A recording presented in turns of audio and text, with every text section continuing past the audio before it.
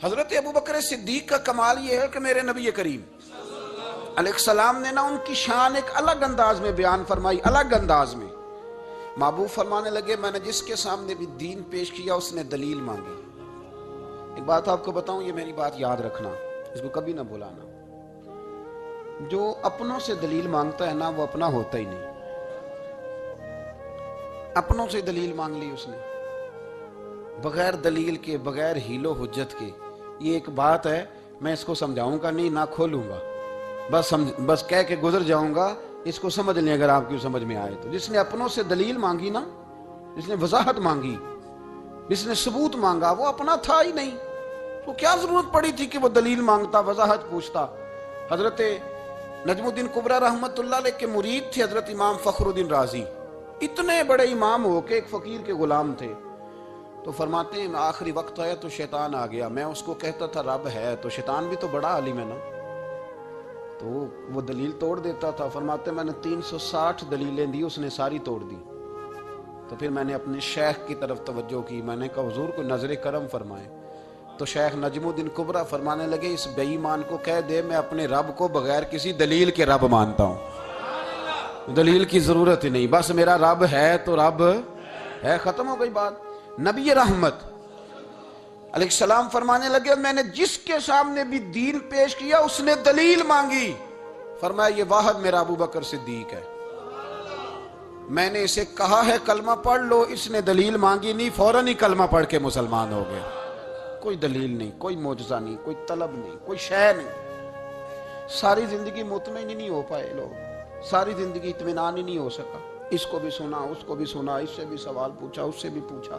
بھئی تو مطمئن ہونا نہیں چاہتا، تو بحث کرنے کے لیے علم سیکھ رہا ہے، اس نے عمل کرنے کے لیے سیکھنا ہوتا ہے، اس کو تو ایک حرف ہی بڑا کافی ہوتا ہے، تو ایک لفظ کی ضرورت ہوتی ہے، ایک جملے میں ساری زندگی لوگ گزار دیتے ہیں۔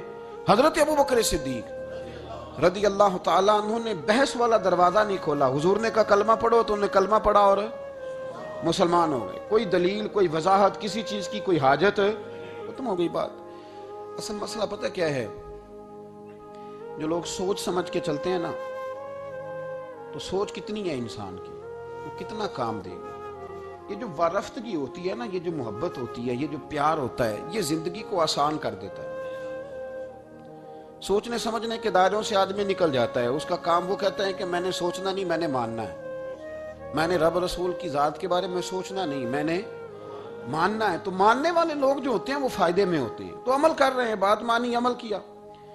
عقل کا بے شمار اور بے دریغ استعمال، اپنی چھوٹی عقل سے بڑے مسئلے حل کرنے کی کوشش کرنا، یہ انسان کو نقصان دیتا ہے۔ بہت ساری جگہوں پہ وہ الجھ جاتا ہے، ہر جگہ عقل استعمال کرنا، لیکن رب رسول کے معاملے میں نہ استعمال کرنا، ورنہ نقصان ہو۔ عقل چھوٹی ہے اور اللہ رسول کی ذات بڑی ہے، کبھی بھی اس دائرے میں بند کرنے کی کوشش نہ کرنا۔ جناب ابو بکر صدیق رضی اللہ تعالیٰ عنہ ہر معاملے میں، ہر معاملے میں۔ ایک حدیث بخاری کی، شاید میں نے پہلے بھی عرض کی تھی، لیکن چونکہ وہ عنوان کے لحاظ سے ایک بہت بڑی دلیل ہے، دوبارہ عرض کرتا ہوں۔ نبی پاک علیہ السلام نے 1500 کے قریب صحابہ سے فرمایا تھا کہ چلو عمرہ کرنے چلیں۔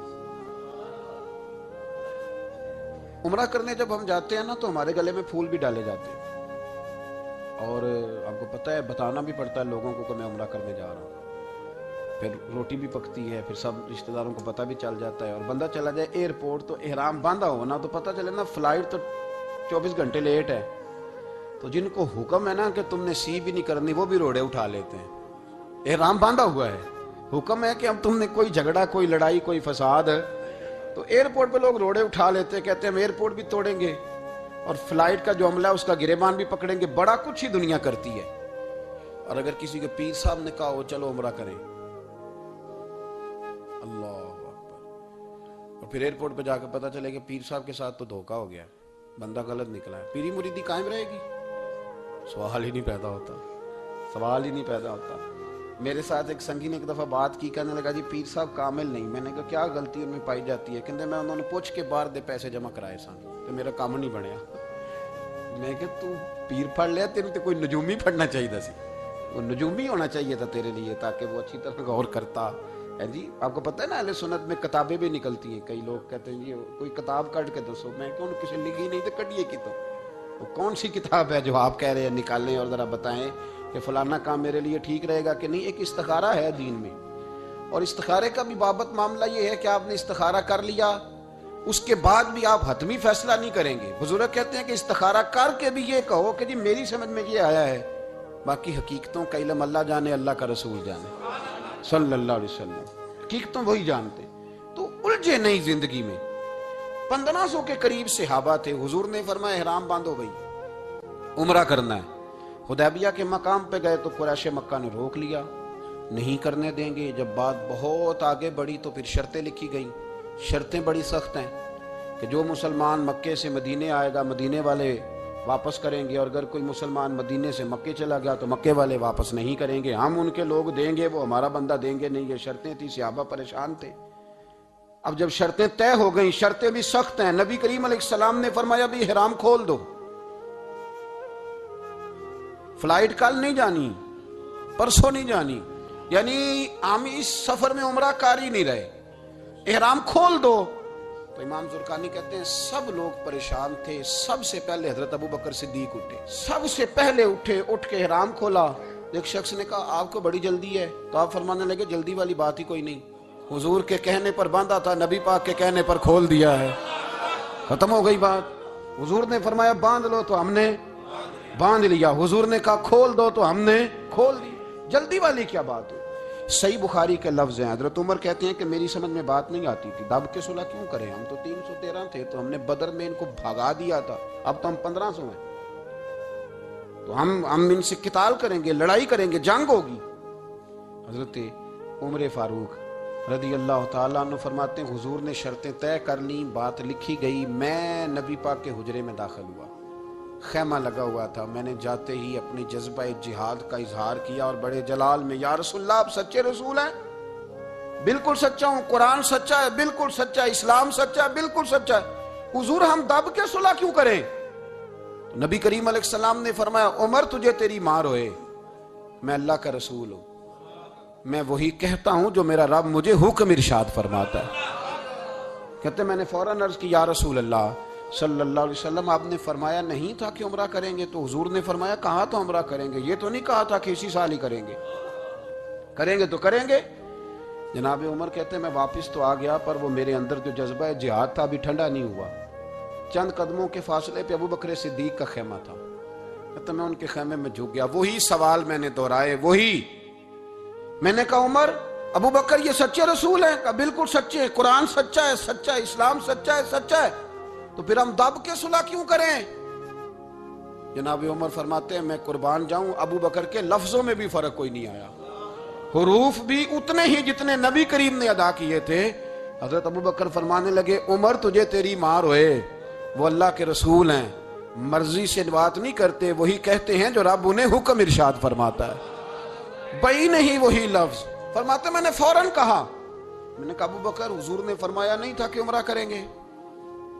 تو کہتے ہیں وہی لفظ, وہی حرف, وہی انداز, وہی طریقہ, وہی سلیقہ, وہی انداز تکلم, بالکل حضور کی اتباع میں اسی انداز میں فرمانے لگے عمر حضور نے فرمایا تھا عمرہ کریں گے, یہ تو نہیں فرمایا تھا کہ اسی سال ہی کریں گے, کریں گے تو انشاءاللہ کریں گے. فرماتے ہیں میں واپس آ کے بیٹھا تو حضرت عمر کہتے ہیں جب میرا غصہ اترا نا تو پھر میرے اندر سے آواز آئی کہ عمر ذرا غور تو کر, تو ابو بکر کے ایمان تک کبھی نہیں پہنچ سکتا, اس تک تیری رسائی نہیں ہو سکتی.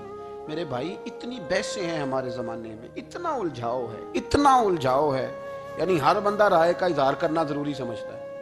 ہر بندہ کہتا ہے جی میرے خیال میں, ہر بندہ کہتا ہے جی میرا ذہن یہ ہے, بلکہ کچھ تو کہتے ہیں میں اندر کی خبر نہ دوں آپ کو. یعنی اب پتہ نہیں اس کے پاس اندر کی خبریں کیسے آئی ہیں, وہ سمجھ میں نہیں آتی بات. کچھ لوگ کہتے ہیں 35-40 سال ہو گئے جی علماء کو سن رہا ہوں. تو میں کہتا ہوں کہ میرا تو خیال ہے کہ 35 دن بھی بندہ کسی کو سن لے تو سیانہ ہو جاتا ہے. تو 35 سال سے اگر آپ کی سمجھ میں نہیں آئے تو پھر زمین ہی بنجر ہے. پھر مہربانی کریں یہ ٹائلیں اکھیڑ کے نا تو نیچے سے کچی زمین نکالیں تاکہ کوئی بات سمجھ میں آئے. اگر 40 سال ہو گئے, 40 سال, میں ایک اجتماع میں حاضر تھا, ابھی بھی میں عرض کر رہا تھا, تو صاحب مجھے کہنے لگے کہ حضرت صاحب میں نے نا فلاں عالم کو بھی بلایا, فلاں کو بھی بلایا, فلاں کو بھی بلایا, فلاں کو بھی بلایا, اب آپ کو بلایا ہے, تو اس طرح کر کے میرے ساتھ رویے ہیں, بڑا الحمدللہ پیار ہے. تو میں نے ان سے پوچھا آپ نماز پڑھتے ہیں؟ لگا نہیں. کچھ اور باتیں پوچھی تو جواب نفی میں آیا. تو میں نے کہا کہ اب آپ نے مہربانی کرنی ہے اتنے علماء کا نام نہیں لینا, کیونکہ پھر تو بزرگوں کے بارے میں لوگ شک کریں گے کہ انہوں نے اس کو دیا کیا ہے. تو ایک بزرگ کی بات سنتے ہیں تو کئی دنوں تک وہی ہمیں بڑا تر و تازہ رکھتی ہے.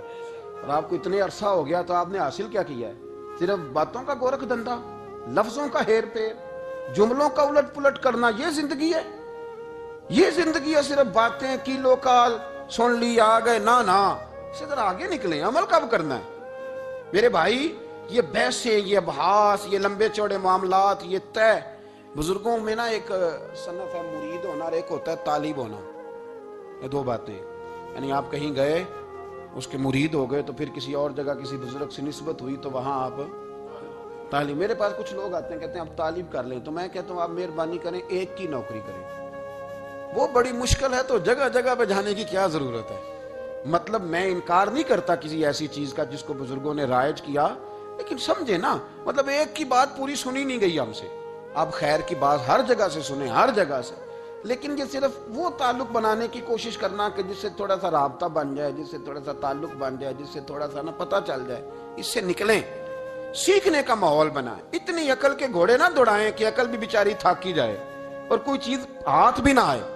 کچھ کریں, عمل کریں. لیکن ایک جگہ پہ میں حاضر تھا تو وہاں دستار فضیلت کا جلسہ تھا, تو ایک مولانا نے تقریر کی. جس طرح تاجر کہہ لیتا ہے نا جی میں الحمدللہ اگر کمائی کرتا ہوں تو غریبوں کو بھی دیتا ہوں, سمجھا لیا نا اپنے آپ کو. رشوت لینے والے نے بھی ایک دلیل گاڑ لیا, وہ کہتا ہے میں امیروں سے نہیں, میں غریبوں سے نہیں لیتا. تو امیروں کا حساب لینے کی ڈیوٹی اللہ نے آپ کی لگائی ہے کہ آپ حساب کریں امیروں کا کہ وہ کیا کر رہے ہیں. یہ ہم نے نا یہ دلیلیں گاڑ لی ہیں, یہ ہم نے دلیل گھاڑ لی ہے کہ وہی اپنے آپ کو مطمئن کرنے کے. میں حاضر تھا تو ایک مولانا تقریر کی جی عالم ساری رات. یہ صرف علماء کی بات نہیں, ہر طبقے نے اپنے بارے میں اس طرح کی چیزیں یاد کر لی ہیں, ہم نے رٹ لی ہیں. جیسے خامد نے یاد کر لیا ہے کہ کسی غیر کے لیے سجدہ جائز ہوتا تو اللہ عورت کو حکم دیتا, نبی پاک حکم دیتے کہ وہ خامد کو سجدہ کرے. تو بی بی نے بھی یاد کر لیا ہے کہ حضور نے فرمایا تم میں سب سے بہتر وہ ہے جو بیوی کے حق میں بہتر ہے. سب نے اپنی اپنی مرضی کی چیزیں, دوسری کی مرضی کی چیز کسی نے یاد نہیں کی, سب نے اپنی اپنی مرضی کی چیزیں یاد کر لی. تو مولانا تقریر کر رہے تھے, کہنے لگے جی حضور نے فرمایا ہے کہ عالم ساری رات سویا رہے اور عابد ساری رات عبادت کرتا رہے, درجہ پھر بھی عالم کا زیادہ ہے. پھر دوسرے آئے, انہوں نے بھی اسی حدیث پہ بات کی. تیسرے آئے تو انہوں نے بھی اسی حدیث پہ بات کی. تو میرا نمبر آیا تو میں نے کہا جی یہ جو حدیث آپ سنا رہے ہیں نا, یہ حدیث بالکل ٹھیک ہے, بالکل ٹھیک ہے کہ عالم ساری رات عشاء پڑھ کے سوئے, فجر کے وقت اٹھ کے فجر پڑھے, اور عابد ساری رات نماز پڑھے تو درجہ پھر بھی عالم کا زیادہ ہے. بالکل ایسے ہی ہے, بلکہ ایک حدیث میں تو یہ ہے کہ 70 عابد بھی عبادت کریں اور عالم سویا رہے تو ان 70 سے سونے والے عالم کا درجہ. یہ بات بالکل ٹھیک ہے, لیکن میں نے کہا اس کا بھی خیال رکھو کہ یہ حدیث غوث پاک کو بھی آتی تھی, یہ غوث پاک کو بھی آتی تھی حدیث, اور بڑے عالم تھے, پر وہ تو عشاء پڑھ کے مصلی پہ بیٹھتے تھے اور فجر تک مصلی پہ بیٹھے رہتے تھے. حالانکہ یہ حدیث انہیں بھی آتی تھی, یہ حدیث خواجہ معین الدین چشتی کو بھی آتی تھی, اور وہ بڑے عالم تھے, لیکن اس کے باوجود وہ عشاء پڑھتے تھے اور فجر تک مصلی پر بیٹھے رہتے تھے. حضرت عثمان غنی سے بڑا عالم تو کوئی نہیں نہ ہوگا اس زمانے میں. حضرت عثمان غنی رضی اللہ تعالیٰ عنہ جیسا شخص تو کوئی نہیں نہ ہوگا, پر وہ عشاء کے بعد قرآن پاک پڑھنا شروع کرتے تھے اور فجر سے پہلے پہلے قرآن پاک ختم کر لیا کرتے. تو دلیلیں صرف بحث کے لیے یاد نہ کریں, اپنے آپ کو بچانے کے لیے یاد نہ کریں, اپنے وجود کو سکون دینے کے لیے دلائل نہ یاد کریں. میں دین کے کس دائرے سے کس طرح بچ کے نکل سکتا ہوں اس کے لیے دلائل یاد نہ کریں. عمل کے رستے پہ آئیں, عمل کے رستے پر. جناب ابو بکر صدیق اللہ تعالیٰ عنہ کا کمال یہ ہے, زکوٰۃ کتنے فیصد دینی چاہیے؟ چلے اللہ تعالیٰ شکر ہے 3-4 لوگوں کو تو پتہ ہی ہے نا جی, باقی بھی ان سے سن کے یاد کر لیں کتنے فیصد ہے. اللہ آپ کو خوش رکھے. اب کچھ اور نے بھی پروگرام بنا لے. کتنی جی؟ چلو اب ٹھیک ہو, 2.5% ہے نا جی.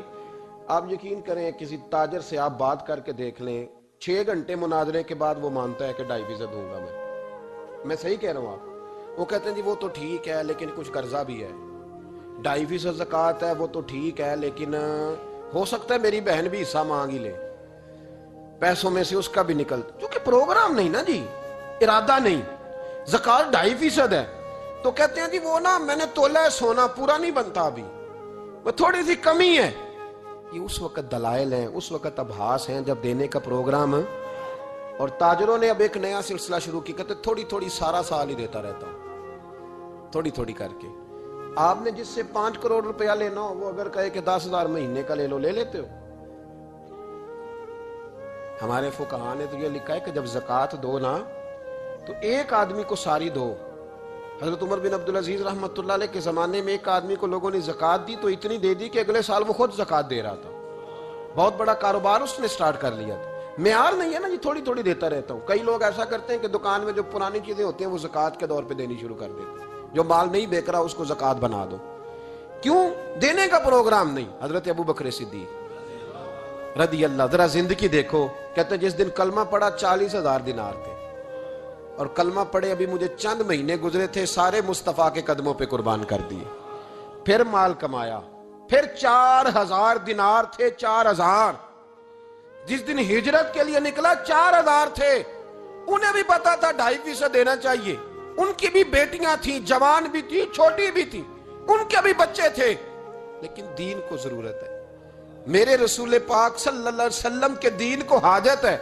تو فرماتے ہیں اشرفیاں تھی میرے گھر میں، پیسے تھے، درہم تھے، دینار تھے، میرے والد بوڑھے تھے، ان کو خیال تھا کہ ابو بکر ساری دولت نہ لے جائیں، تو حضرت اسماء بنت ابی بکر سے جناب ابو بکر صدیق نے کہا کہ اس طرح کرنا، ایک گڑا چھوٹا سا تھا، گڑا ٹویا، اس میں پیسے ہوتے تھے، فرمایا اس میں روڑے رکھ دینا، اوپر ٹاٹ ڈال دینا، والد نابینا ہے، اگر پوچھے نا پیسے تو ان کا وہاں ہاتھ لگا دینا، انہیں پتا چلے ابو بکر سارا مال لے کے نہیں گیا۔ فرماتے میں ہجرت پہ جانے لگا تو 4,000 سارے ہی لے گیا، سارا مال ہی یار 2.5% کے لیے رٹا پڑا ہوا ہے، 2.5% کے لیے لوگ بحث کر رہے ہیں، 2.5% کے لیے دلائل چاہیے، کئی مفتیان کرام سے پوچھیں گے، پھر پروگرام بنائیں گے دینا ہے کہ نہیں دینا۔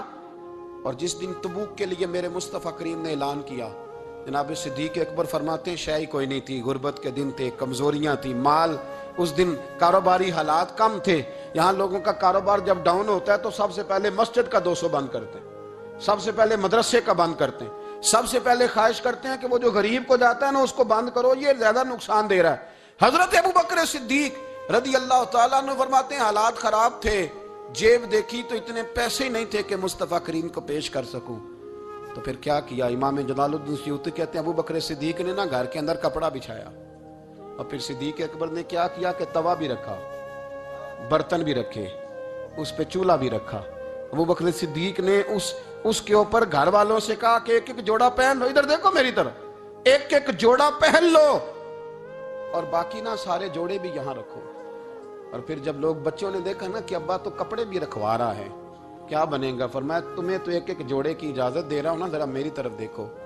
خود اندر گئے تو ٹاٹ کا لباس پہن کے کپڑے بھی اتار کے رکھ دیے، کپڑے بھی اتار کے زمین اسی میں رکھے، سارا کچھ باندھا، لباس ٹاٹ کا، تن تندور تے ہڈاں دا بالن، تے اسی ہاواں نال تپایا، کپ کپ مکیاں پیڑے کیتے، اتوں عشق پلے تھل لایا، تن دا سالن من دی ہانڈی، لون صبر دا پایا، غلام فریدا وے میں ساری تیری، تینوں وجہ یقین نہیں آیا؟ ہر چیز لپیٹ کے نا تو نبی کریم کی بارگاہ میں لے گئے، ہر چیز۔ میرے محبوب کا بھی انداز دیکھو، فرمایا ماں اب کہتا لے اہلے کا، گھر بھی کچھ چھوڑ کے آئے ہو؟ دیکھیں ادھر دیکھیں، جب کوئی لاتا تھا تو حضور فرماتے تھے کیا لے کے آئے ہو؟ یہ کیا ہے؟ یہ پوچھا جاتا ہے کہ یہ پوچھا جاتا ہے گھر کیا ہے؟ بھئی آپ کو کسی نے کوئی تحفہ دیا تو شاپر کھول کے تحفہ دیکھیں گے یا پوچھیں گے گھر کیا ہے؟ لیکن میرے رسول پاک کے لفظ دیکھیں، فرمایا ماں اب کہتا لے اہلے کا۔ ابو بکر سجنا گھر کیا چھوڑ کے آئے ہو؟ تو رو پڑے، کہنے لگے یا رسول اللہ میں کوئی غریب تو نہیں، میں بڑا مالدار ہوں۔ اب کہتا لہم اللہ و رسول، گھر اللہ بھی چھوڑ آیا ہوں، اللہ کا رسول بھی چھوڑ آیا۔ حضور میں کوئی کنگال نہیں، میں مصطفیٰ والا ہوں، میں کوئی غریب نہیں، میں نبی والا ہوں، میں رب رسول کو گھر چھوڑ آیا ہوں۔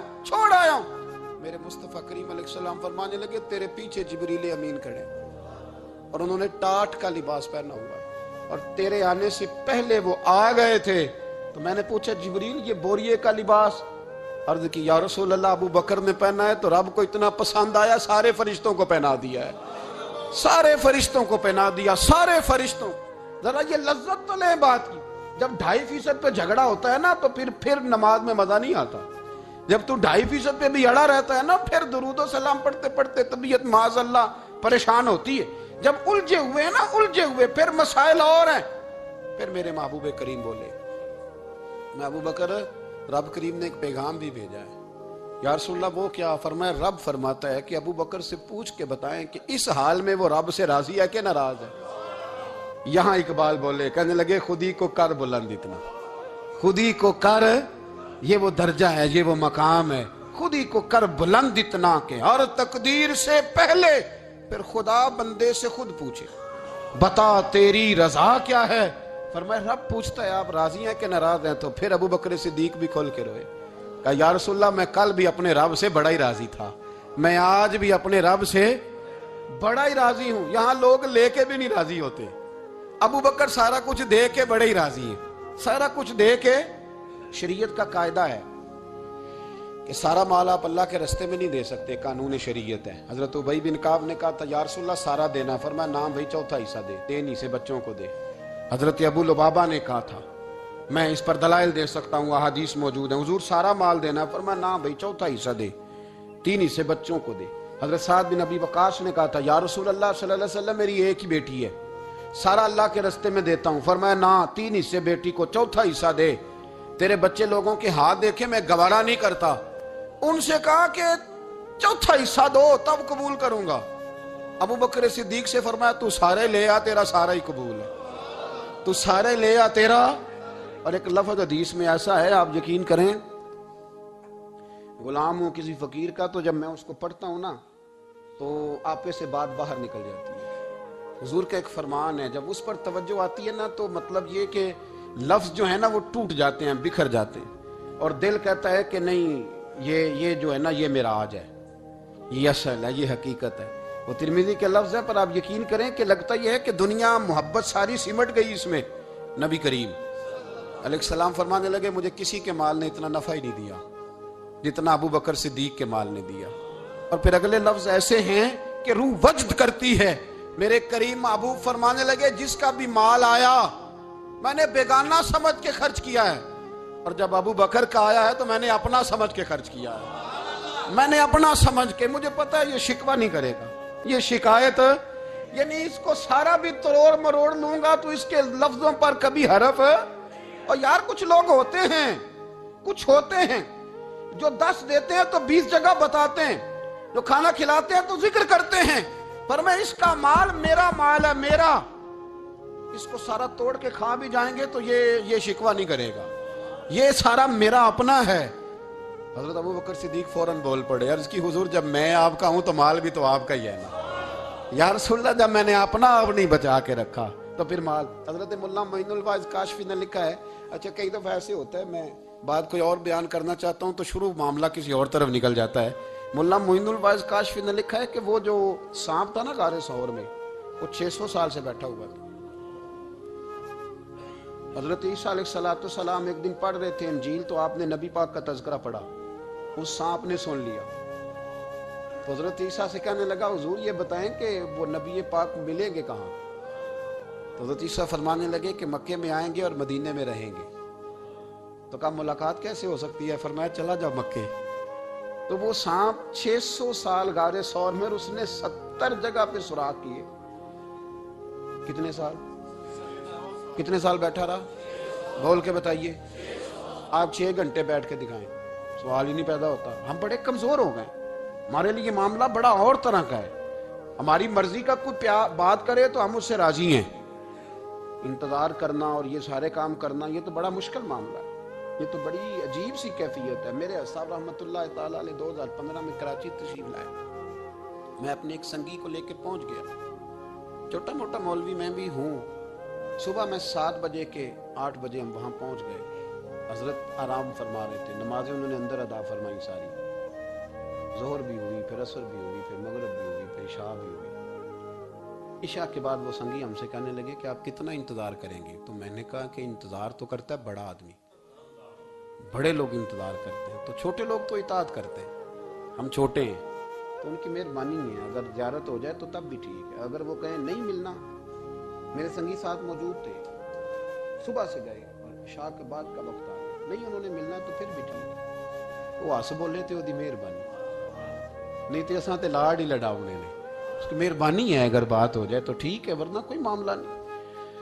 تو عشاء کی نماز کے بعد انہوں نے ہمیں یہ کہا کہ پیغام آیا ہے کہ محفل میں جہاں حضرت جا رہے ہیں وہیں ملاقات ہوگی۔ تو ہم نے کہا یہ بھی بڑی نعمت ہے، جلوہ دیکھنا بھی بہت بڑی سعادت ہے، اس لیے کہ ہمیں پتہ ہے کہ وہ کیفیت کیا ہے، وہ رنگ کیا ہے، ان کا انداز کیا ہے۔ پیچھے جا کے بیٹھ گئے تو پھر ان کا حکم آیا کہ اس کو ذرا آگے آئے۔ جب میں اسٹیج پہ گیا تو فرمانے لگے مجھے سویرے ہی پتا تھا آپ آ گئے، کوئی ارج نہیں، اتنا کوئی انتظار تو بندہ کر ہی لیتا ہے۔ اب یقین کریں وہ دن کی جو لذت ہے نا وہ آج تک گئی نہیں طبیعت سے، وہ سرور گیا نہیں۔ کبھی کبھی سوچتا ہوں کہ اس سے ڈبل بھی انتظار کبھی ہو جائے پر ایک دفعہ زیارت پھر نصیب ہو جائے، کبھی کبھی یہ سوچتا ہوں۔ 600 سال وہ سام بیٹھا رہا، 600 سال، 600 سال، اور 70 اس نے سوراخ کیے غار ثور میں، لیکن وہ بھی عاشق تھا نا۔ اور یہاں معاملہ یہ تھا کہ ابوبکر صدیق دعا مانگ کے گئے تھے کہ میں نے کسی کو موقع نہیں دینا، ایک میں ہوں گا دوسرا میرا یار ہوگا۔ وہ غار ثور کی تو لذت یہ والی تھی، ایک میں ایک میرے محبوب۔ اس نے 70 سوراخ کیے ہوئے تھے، جناب ابوبکر صدیق نے کہا حضور آپ ٹھہریں، میں ذرا بھی آیا صفائی کر کے۔ تو نبی کریم علیہ السلام رکے تو حضرت ابوبکر صدیق نے کہیں پگڑی پھاڑ کے رکھی، کہیں چادر پھاڑ کے رکھی، اتنے سوراخ بند کیے تو جو ایک رہ گیا وہاں ایڑی رکھ دی۔ تو اب وہ سام بھی شکوہ کرنے لگا کہ یار تو بھی کوئی نرالا ہی عاشق ہے کہ میں نے تو کسر ہی کوئی نہیں چھوڑی تھی، 70 سوراخ کیے تھے اور تو نے بھی کمال ہی کر دی ہے، یہ سارے ہی بند کر دیے، جو بچ گیا اس پہ ایڑی رکھ دی۔ اس نے پتہ نہیں کتنے ڈنگ مارے۔ سام کا جب ڈنگ لگتا ہے تو وجود میں بہت زیادہ گرمی پیدا ہوتی ہے، گرمی۔ حضرت ابوبکر صدیق کے بارے میں ہمارے شارحین نے لکھا روئے نہیں، وجود اتنا گرم ہوا کہ آنسو ٹپک پڑے۔ نبی کریم صلی اللہ علیہ وسلم نے فرمایا ہٹا نہ ذرا پیر، پھر انہوں نے ہٹایا تو میرے مصطفیٰ میں لعاب دہن لگایا۔ مولا معین الواعظ کاشفی رحمۃ اللہ علیہ فرماتے ہیں کہ جب انہوں نے قدم ہٹایا نا تو پھر وہ سانپ باہر نکلا، اپنا سر نکالا اور کھڑا ہو کے حضور کا دیدار کرنے لگا۔ تو نبی کریم نے فرمایا تیرا کام ہو گیا، اب تو جا، مجھے اور ابو بکر کو رہنے دے۔ وہ نکل گیا۔ یہ کیفیات ہے، یہ محبت ہے، یہ وارفتگی ہے، یہ سوز ہے، یہ درد ہے۔ یارو یہ میں کہا کرتا ہوں کہ یہ چیز جینے کا بھی مزہ دیتی ہے، مرنے کا بھی مزہ آتا ہے، مرنے کا بھی مزہ، سرور آتا ہے انسان اس میں جب یہ کیفیات شامل ہوتی ہے نا۔ رنگ اور ہوتا ہے، درد اور ہوتا ہے، ذائقہ اور ہوتا ہے، کیفیت اور ہوتی ہے، پھر کوئی شوق نہیں رہتا اعلیٰ کپڑوں کا، بڑی گاڑی کا، لمبے چوڑے معاملات کا۔ پھر تو انسان ڈھونڈتا پھرتا ہے کوئی مجھے محبوب کی بات سنائے، کوئی اس کی شان میں کوئی شعر سنائے، کوئی اس کا ذکر سنائے، کوئی مل جائے نا کبھی کہ میرے تار چھیڑ دے، کوئی ملے، کوئی بات کرے، کوئی ذکر کرے۔ پھر انسان ڈھونڈتا پھرتا ہے ان لفظوں کو، ان لوگوں کو جو پکڑ کے دروازہ رسول صلی اللہ علیہ وسلم کی بارگاہ تک لے جائیں۔